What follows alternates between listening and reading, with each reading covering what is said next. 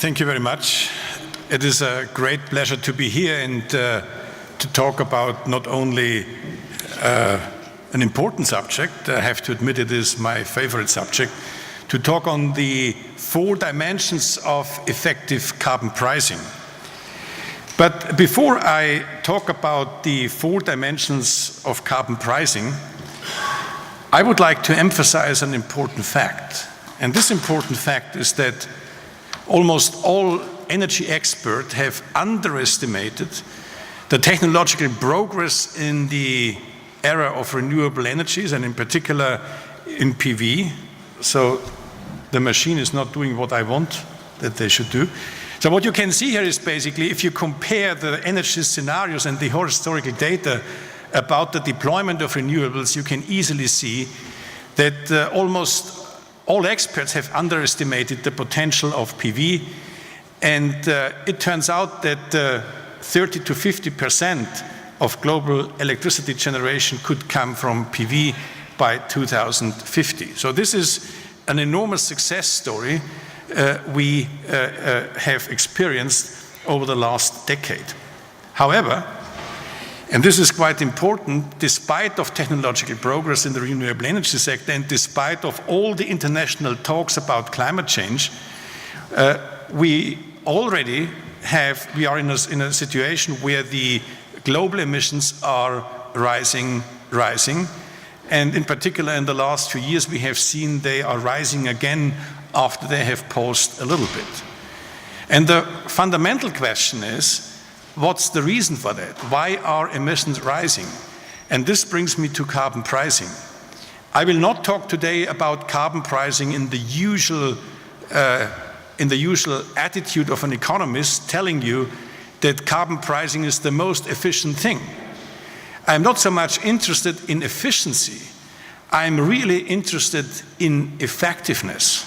And when I am talking about effectiveness, I mean what kind of policy instruments are needed that we can really reduce emissions which are consistent with the goals we have agreed in Paris in 2015.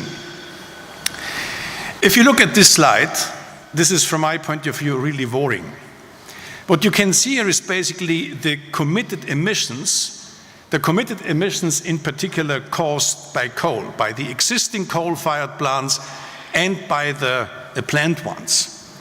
And it is easy to digest in this figure that coal alone will exhaust more than half of the available global carbon budget. It is true that the expansion of coal capacity has been a little bit reduced, but nevertheless, we are still in a phase where many countries expand their coal capacities. And if we calculate the cumulative emissions, so the coal issue decides if we will close the door to the 2 or the 1.5 degree target in the next decade, or if we can keep open the door for ambitious climate policy goals. So you might ask the question, can we expect that this renaissance of coal can continue? And my answer is yes, it can, because at the global scale we see almost an oversupply of the fossil fuels compared to the limiting disposal space of the atmosphere. And therefore there are basically 2 reasons for carbon pricing. The first one is, even if we can expect dramatic technological breakthroughs in the renewable energy sector, we need carbon pricing because of this oversupply of the fossil fuels. Because carbon pricing on the one hand incentivizes new technologies, carbon-free technologies. It penalizes the use of fossil fuels according to the carbon content.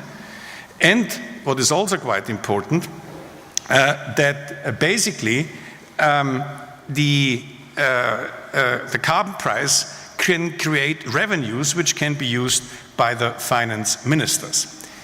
So here I will talk about the 4 dimensions of carbon pricing, which is on the one hand the regional coverage, the sectoral coverage, the level of carbon pricing, and in the end the political feasibility. And let me talk here about the international and regional cooperation. What we have seen so far over the last 2 years is an expansion of carbon pricing schemes, in particular within the G20 countries. And this is important because it is obvious that when just one country might implement a carbon price, if the carbon price is sufficiently high, so then basically this country might lose competitiveness. And therefore we need a landscape of emerging and coordinated carbon pricing over time. And this is something which we can observe at a global scale.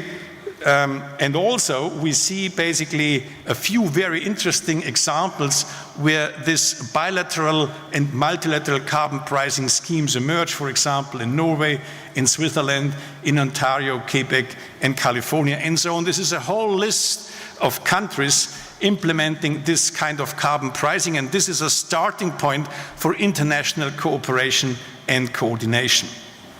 The second aspect is sectoral coverage. Sectoral coverage is very important because in Germany we talk about sector coupling between the transport sector, for example, and the electricity sector and the heating sector, and carbon pricing is therefore quite important to give the whole economy a reasonable carbon price signal, because we are basically aiming for such a fundamental transformation of our economies that without carbon pricing, so it is hard to conceive that we can achieve such ambitious goal. Unfortunately, most of carbon pricing schemes have only limited sectoral coverage. So the last aspect is, or the third aspect is not my last one, the third aspect is the level of carbon pricing. So this is a quite important thing, and I had the privilege to be part of a report of the High-Level Commission on Carbon Pricing, mandated by the World Bank together with my friend Nick Stern and Joe Stiglitz. And basically here we calculate a carbon price which is consistent with the goals of the Paris Agreement, roughly with the Paris Agreement.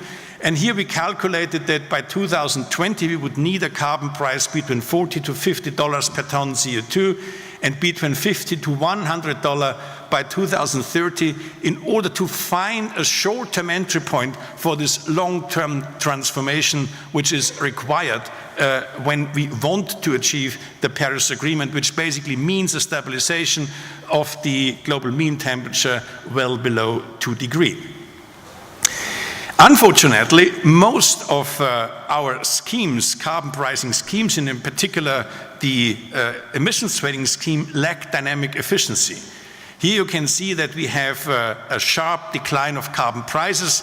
In the European emissions trading scheme, we have now seen in the recent months a little bit an increase, so it will come back down, and I believe that the current reform of the emissions trading scheme is not sufficient at all to be consistent with our long-term goals, and therefore we advocated a minimum price, introducing a minimum price in the European emissions trading scheme.